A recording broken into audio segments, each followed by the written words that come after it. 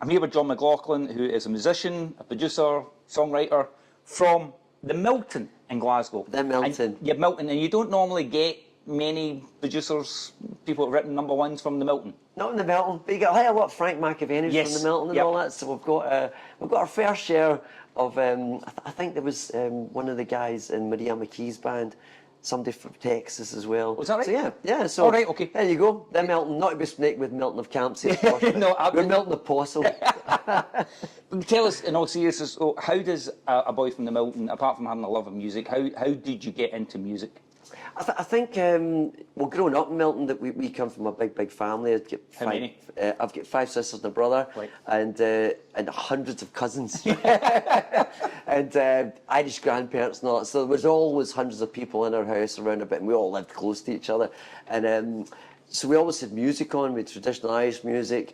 My dad loved music, so it was from Frank Sinatra to Rod Stewart to Neil Diamond and I became obsessed by it myself. And then obviously watching the TV, growing up with David Bowie and Mark Bolan and the Bay City Rollers on the telly. So it kind of seeped in, and that was my first real love of music, I think. And then from that, punk rock turned up, and that was a great time for us. We were in Milton. Obviously, it was everything. It's not that it was a bit chaotic in Milton, and it wasn't probably the most. They were always punk. They were always punk. Great place to grow up in. It had its challenges, yeah. But that was great. So we were all in the punk thing. That's how it started. And our school was great with that as well. St Augustine's. I think there was 2,700 pupils in St Augustine's, and so we all started bands. It was all, that's really how it began, and that's what really got me into thinking, well, this could be something, even though, the punk bands would have never done anything, but it kind of got me thinking about it all. John, did you have a job? Did you go into normal working life? The only job I had, I was a dishwasher. I was a fantastic dishwasher. My wife might disagree, but I was a dishwasher in the CCA. It was the Third Eye Centre. Third Eye Centre, yeah. And so I was there, and I loved that because I could listen to the radio all day and change all the channels. So I'd done that, and for a wee while I was the guy who, when tiles were coming off a escalator thing, I had to pick them up and put them in the back of lorries. Right. So I was tile guy. And I was a wee skinny guy, but it actually built me some muscle. Right. So I've got that. So that's really my only two jobs, real jobs that I've had. And what was the first break into music then? I think when I quickly realised that I wasn't going to get a record deal, I went into complete panic mode. Did you try? I did, because after the punk rock thing and all that, we developed the bands. And actually, we were getting some good reviews. I think we supported Wet Wet Wet a couple of times. Did you? When they were on the way up, yeah. Wow. So I'd played in the garage and all that. We get the support, and record companies were coming down and having a wee look. But we came off a crossbar, so I was kind of, honest enough to go, right, that's not happening. I need to work it anything up. Brutal? Just like the Kit Kat advert, Well, they you kind of can't sing, you can't dance. I think they all thought the band were great, the singer wasn't he? And that was me, unfortunately. But I wrote the song. Right. But people actually... So I'm staying. I'm staying, aye, so you can't boot me in. It's my mic. So... What were these called? You'll love this. Psychiatric Unit was the first band, right? So, and then what were we then when we were doing the Wet Wet Wet thing? Oh goodness, I can't remember. Was it Touch and Touch or something? I can't remember. It was terrible. It was a terrible name. Wasn't that? Oh, River Easy. I think that's what it was. Everything had a water theme at that point. Everything a water theme. That was it. Doing the canal. So, so that wasn't working, and it kind of. But I was hopeless. Everything else. I'm dyslexic. I was no good at school. I just figured, what else am I going to do here? So I was just determined to try and stay in music in some capacity. So what was the thing that you actually started earning money from, or a break, or something that got you in the door somewhere? Well, weirdly, I got pneumonia, and that was a kind of blessing. Really, I was ill for a good while. How long were you ill for again? Well over a year. It just wouldn't go away. So, wow. So I was in and out of hospital, and that kind of gave me time to kind of look at what I was doing, I suppose, What age were you then?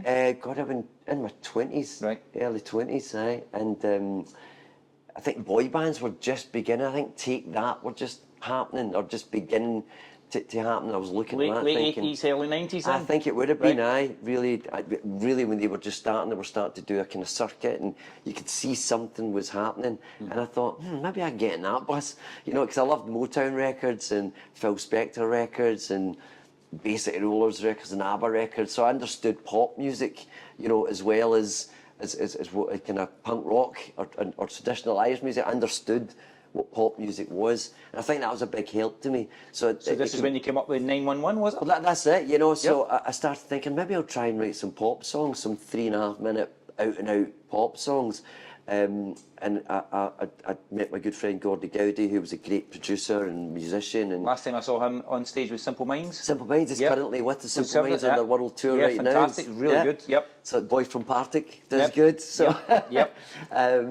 so yeah, so me and Gordy kind of hooked up and we started writing these pop songs. And then I met, weirdly, because I lived in Ibrox at the time, and right across the street from me was a guy called Steve Gilmore who was putting 911 together. And we literally lived across the street. It was a whole, you know, it was like serendipity. Yeah. And Steve No, it's mental you living in Ibrox. I know, that was true. Yeah, I quite enjoyed it. No, I didn't, because Celtic weren't winning then. It was a terrible time. And, so I met Steve, and Steve was great, and he was determined as me. This was his first thing putting 911 together. He was a great manager, great visionary, great with PR. And he liked our pop songs that we were doing. So we started thinking, we'll just focus on 911.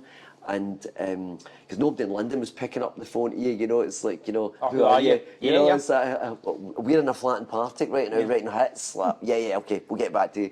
So, so we thought, well, we'll get a vehicle with 911, we'll try and write some, in a week. I remember this was a good week. We wrote Body Shaking, Yeah. which was I Still, think we're in number still 2. a pop master question that comes Popmaster, up yeah, to exactly. Yep. That's it. And then at number 2, I think it was only Michael Jackson kept us off number 1. We wrote Don't Make Me Wait, which is top 10. We wrote All I Want Is You. I think it was something like which turned out to be 6 hits or something in a row in the 1 week. So that was a great week. John, I know it's crass to talk about money, but how much are you? No, what I wanted to ask actually, what was the kind of first check that you got? You actually went, well, Wow. I'm getting paid to do this kind of thing. Yeah, no, that was incredible. It was because of that. That's how I've always got a soft spot for 911. The boys are lovely anyway. Steve and all, I'm forever indebted to them for that. And because they really, they also, it happened kind of quickly. And so that made me think, well, okay, this is something we could do. So I went from, you know, doing more tapping than Fred Astaire, Ginger Rogers. I was in so much debt because I didn't have a proper job as such. You know, I had a summer job in the education department, which was great. I could use their fax machine and use their phone. And To do all your hustling. exactly. Excellent. Hold on, I've now got an office. This is amazing. Didn't know I'll I was stay supposed late. to be doing. I'll work late, don't worry about me. Exactly. And so that was all that. So I went from being in, you know, loads of debt, having, you know, and How much no, debt were you in, you think? God, it would have been, for me, even if it was $2,000, then it was a lot of money. That would be the equivalent of whatever, 15 Aye, or just whatever. because I wasn't spending any money on anything. I was Yep. buying, you know, recording gear. Yep. I was travelling about, trying to, you know, back and forth to London, trying to do stuff. And so, but I didn't unbending belief in that I was going to do it. But Oh, you need that when you're younger as well, aren't you? You'd never well, that's probably do it when you're older. No, is it, you you know? look back, think, what was I doing? You Yeah, know? incredible. Plus, I was absolutely terrified of having to take a real job. So Yes, that yes, was- brilliant. Good motivator. What was after 911 then? What was the kind of thing that got? What was the kind of first act or song you were selling that was out with 911? Well, it's strange. Well, the 911 when that happened, because they charted, they were charted again, and then everybody wanted to sign them. So that goes, I suppose, that leads back to the last question. That was the first time I'd seen proper money, you know, because they were signed to Virgin Records for a lot of money, and so because the bounce on of that is we'd written these songs, so therefore we get publishing. So Can you tell us how much the deal was in total? This isn't the money that went to you, but the deal for the whole the deal 911. for 911, I think it was probably around £1.5 million. Wow, right. So that's 93 or something like that. Yeah, big deal, Yeah, you know. right, okay. And 30 years ago. So that was a lot of money, Yep. you know, and but that's what our company's done. Still kind of do at a certain level. They'll buy success when something's moving. It's a track record. Then they kind of get onto it, and then you try and make it bigger worldwide. So, so yeah, that was my first. So you were in the were you in the Virgin stable at that point? Were you still writing from Glasgow? What were Yeah, you? still writing from Glasgow, going back and forth to London a lot more, and that's where I met Simon Cowell. So he was working for Virgin. He was wanting at BMG. Ah, right. But what happens is when you start to have hits, then all of a sudden all the people who don't want to speak to you, Aye. want to speak to you. Weren't taking your calls on your phone from my box. Yeah, right. Start inviting you places and all that. So what was that like? Wait, what was this with the hookup with Simon? It was great. It's again, because we were having hit after hit, and Simon was kind of known as the pop guy as well, even though he wasn't famous then, and so he was putting these other bands together, Five, Westlife, a lot of foreign acts that were selling millions and millions of records, you know. So so Simon got in touch to see if about some songs and stuff and having a go. What was his persona like between the television persona and how you were to deal with him? He's definitely he's a lovely guy. So I'll you know, same thing. He's been great to me, you know, always has. So the TV thing's obviously a pantomime, exaggerated version of it. Exactly. But when you're working with him, though, I imagine you're still. Well, I still have these results. Oh yeah, I mean, I've been to some meetings where I've been about crying like somebody going to see One Direction. So because you work on all these songs and you gave him it was a CD then or the DAT or whatever, and he was brilliant, you know. He would just sit and play, and he'd have his cigarette smoke, and he would listen. And if you went 25 seconds in and he stopped it, you know, if you get your start, you think 20 seconds we're in, 25 seconds it stops. So on the next one, you go. And you just that was it. Just know. That was a snow. Yep. Just know. Just go bump, you know, bump, bump. Then the ones they let play on more than that, they would take a wee note. Other ones, and they go, "You're not there yet. Come back next week." You go, "Okay." He drove you hard with the Westlife song. Now, which one? But he did. He really, and I think that call it collaborative for chemistry. But he rode you hard with that one. He did. Tell us about that. Well, he did a vision for it. It was Queen of My Heart, which I think it was going to be if Westlife have number one with this one, it would mean they had more hits than the Beatles in a row. Yes, yeah. So yes. So there's a lot of pressure. And Beatles fans love that kind of comparison, don't they do that. They do. Of course they do. Anyway, sorry. Because there's not a huge difference between them. Great guys as well. The Westlife boys are lovely, and so that was it. So he had a vision instead of just doing the usual kind of Westlife thing. He wanted to change it. And he wanted to make it of a Celtic, kind of Irish, Scottish feel to it. So that's how he kind of drafted me and my partner Steve Robson, who had a lot of hits with. And to do this song, and funny enough, he wanted it to have the kind of emotion of Fairy Tale New York, and the kind of feel of Mull of Kintyre. It was Simon that had a definite vision for this song. So, and that's what I loved about working with him. Whenever he's got a vision for exactly what he wants, so you've got a great target. It's not wishy-washy. Then that's what you want. Somebody to say, "I want it like this," and then at least you've no way to start with. That's it. You've got a great target to work from, you know. And how many rejections did you get of that? How many working versions? A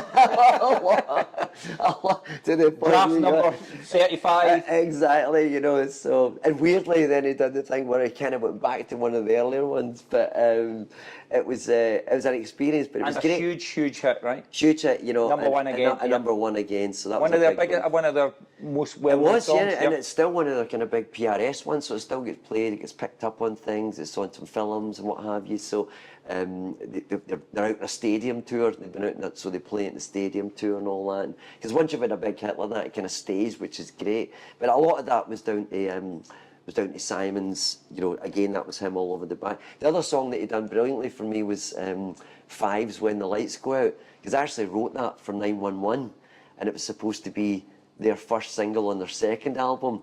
But the new head of Virgin didn't like it.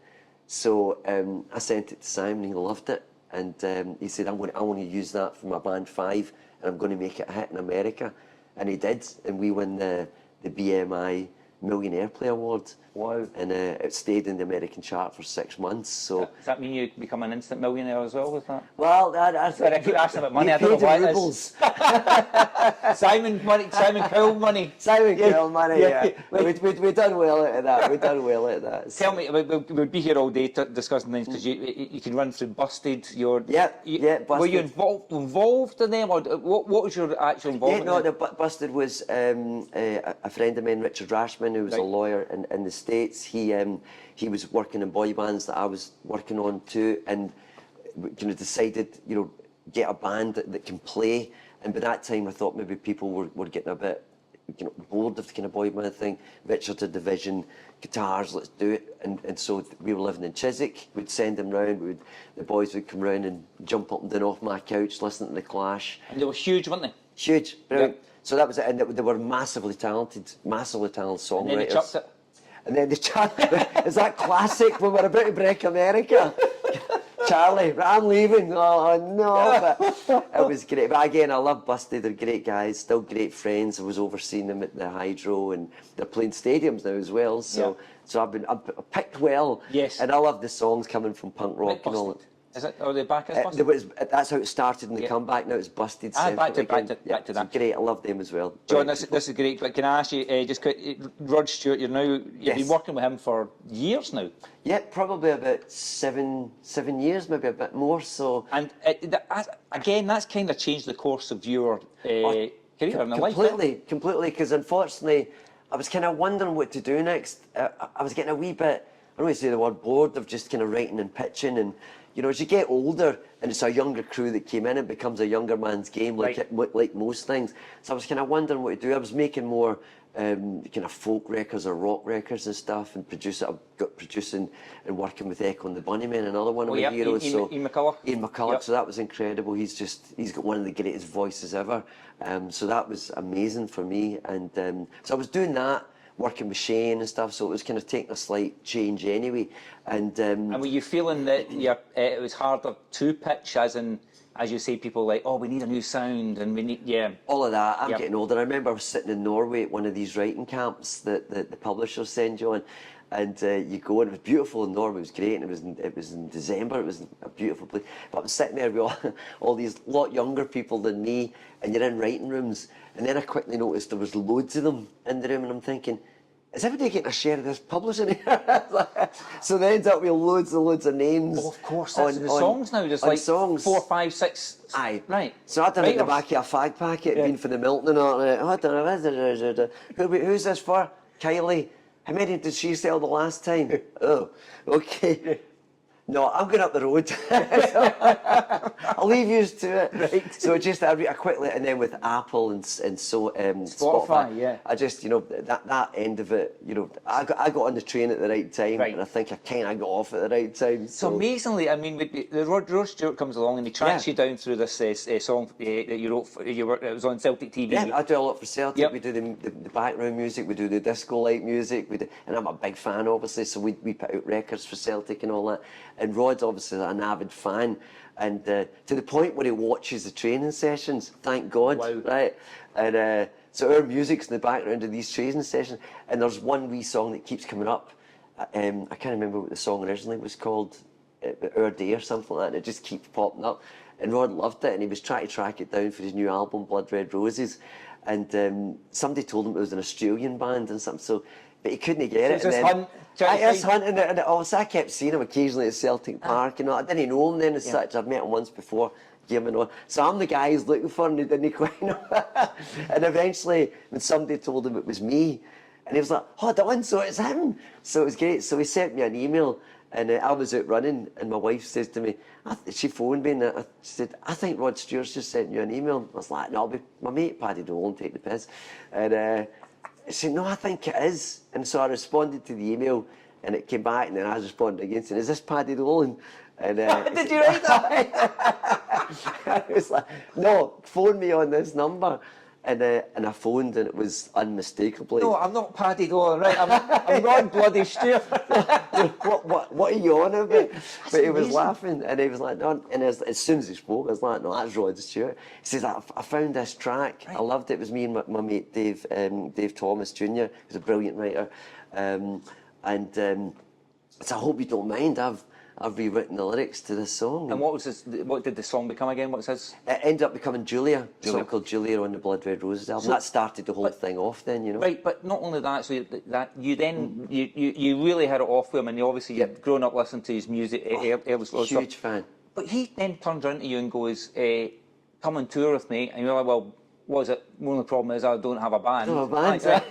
Well, that was he wanted to kind of celebrate the fact that we'd sorted this out. Ah, right. And so he said, I'll come to Glasgow tomorrow or the next day or whatever. And I said, yeah, oh, that'd be great. So I'm going to take you out. So I was like, well, that's great. So, and I'm a massive fan, you know, like the Faces, Oh, yeah. you know, from day one. My cousin Dennis Brady, he was a big fan. So I grew up, you know, with the Faces and the early Rod stuff and all that. So it was amazing for me. And obviously, he's one of the few left global rock stars, you know. Absolutely. And I think he's so cool, man, right? Rod's Aye. so cool, the voice, the persona, everything. The gear. So, the gear, everything, you know, and his humour, everything. But no, he came, we went to the pub, we had a great time, and then he came up a couple of weeks later, he said, come to the Celtic with me, so we would go to the games together. And obviously after the games, we'd go out and have a few beers, Yep. as you do. And What's his drink actually? What's the one that is it a white Russian? No. you know, he likes the French martinis or the Wolfies martinis. Oh, yes, he'll yes. only have Wolfies in it now, so he likes that. But no, so we'd be singing in the car, and because we were looking at other songs and stuff, and some. At one point, he was looking for some new covers and stuff. So I'd sing him stuff that he maybe hadn't heard, and he said to me, "God, you're not a bad singer." I said, well, I can carry a tune, you know, after a few Guinness and all that. That must be weird singing with him though, you know. And Very weird. But at that time we were good pals, so Aye, it became less right. of a thing. But very weird singing, and then Rod Stewart's joining in. Aye.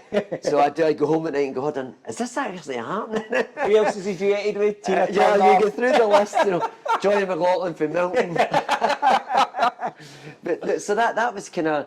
That was it, really, and he liked our Celtic records and stuff as well, because they were kind of Pogues-like songs. So you formed Johnny Mac and the Faithful. You Yep. went and you've toured with 2 tours.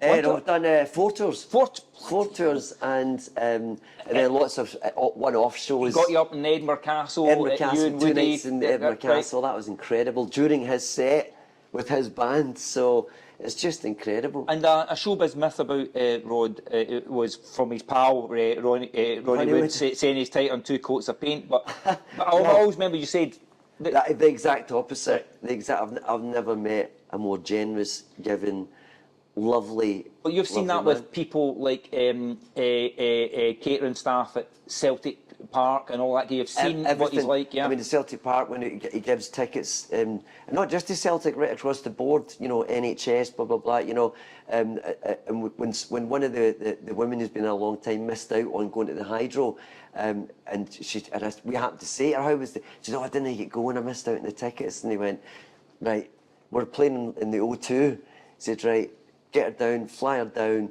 put her in a lovely hotel, her and her husband, get the tickets, if she get any family, bring them down, VIP tickets, bring them down to meet me afterwards, you know, and it's like, that's him all about. I've sat in cars with him where, you know, and he never talks about this, but it's just, you know, charity. Amazing. Doesn't he? And it's always anonymous, you know, and even there's a football ground at Possil there. Oh goodness, that's terrible. Names escape me. But he met my mate there, Paul, who was involved with that.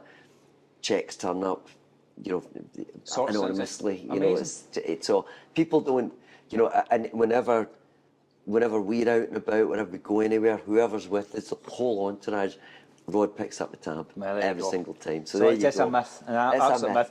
I won't There keep much longer. Listen, I'm really enjoying this. Pinch me moment though, a Rod Stewart Christmas party. Yeah. And Well, I mean, again, superstars of rock, Ronnie Wood. Ronnie Wood's there, Rod- Imelda May's there, a few of the Spice Girls. Who else was there? Oh God, there was a whole bunch of famous And people, TV people. Jimmy Carr was there. You know, there's all these, and we're the band. Thank God, Rod loves our band, so that's. But we're just getting. I mean, for us to be playing, you know, supporting Rod on these massive tours, stadiums and arenas and all that. So I kind of started to get the hang of it, and so that's when we get invited to play at Rod's But Christmas it must have party. been a bit of you're going. But you don't have to tee up Ronnie to come on. Well, that was his little gift to us. Oh, right. So he was like, he said, right, he said, I've got a wee surprise for you. So we're up playing. He said, make sure you do Ooh La La. So we're playing Ooh La La, and he opens a door, and I'd never met Ronnie Wood, and Gordy's a huge Stones fan, and Ronnie Wood just kind of runs on with a guitar, plugs in, and starts to and play. actually sit and play with Ronnie. And we're like, and I'm looking round, and you know, and then Rod's on the backing vocals. You know, it was like the faces, you know, and you're like, holy moly, you know, it was incredible. Ridiculous. Listen, I'll just wrap up. The next things for you, obviously, we've got the For Love of Shane McGowan show. We've got that at the Voodoo Rooms, Edinburgh, August 20th to 25th. And then after that, once your hand heals up, what are you going to do after? Well, we've got the Shane McGowan, which I'm doing my first time ever at the Edinburgh Fringe. We're doing 5 days there, the 20th to 25th of August, which is going great guns already, thank God. That's my tribute to Shane, telling some stories, playing the song, so I'm really looking forward to that. We've got we're putting out another record as well with Johnny Mac and the Faithful. We're because I've got Rod Stewart on two songs on my album, which is not bad. Me Oh My, so check that out. Right. And then we're obviously we've got the Rollers, the bass set Rose, my other love. Yeah. And so we're back. Are you still a member? Yep, still a member. Still. Would you play? So I play the keyboard. Yeah, I'm now playing the keyboard. Luckily, I'm not a brilliant keyboard player anyway, so again, it's not going to affect a huge amount.